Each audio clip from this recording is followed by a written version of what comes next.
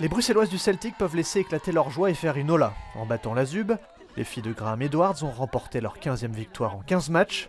Un succès qui tue toutes les chances de leur dauphin, Namur d'espérer les rattraper. La saison a été quasi parfaite.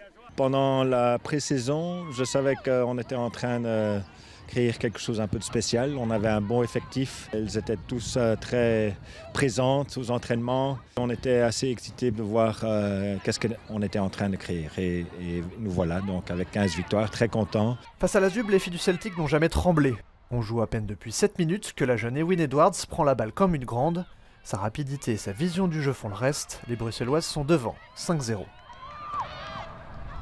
Il faudra attendre la fin de la mi-temps pour voir les locales marquer un deuxième essai. Il est l'œuvre de Marie Leboeuf qui profite d'un plaquage raté pour ajouter 5 points.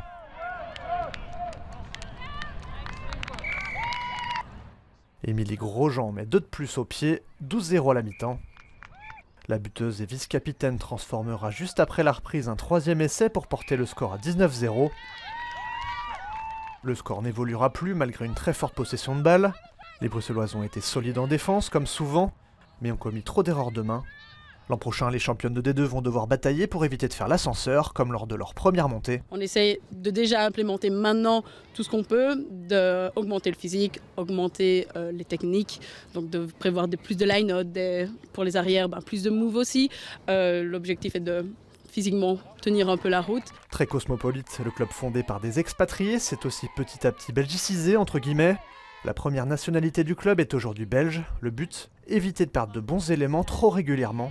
Je crois que ça a été notre grand avantage cette saison-ci, de pouvoir vraiment faire jouer beaucoup de personnes et d'avoir toujours des remplaçantes prêtes. Malgré tout, quelques jeunes joueuses vont quitter le club pour partir étudier à l'étranger, et c'est le cas notamment d'Ewin, la fille de Graham Edwards, excellente ce samedi. C'est le moment peut-être de lui passer un petit message. Ouais, écoute, mon père... Mon père, il a toujours été là, il a toujours regardé mes matchs et il a toujours aidé par-ci, par-là.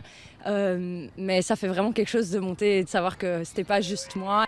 Avant cela, Ewin et ses copines veulent finir la saison en beauté et surtout continuer à s'amuser.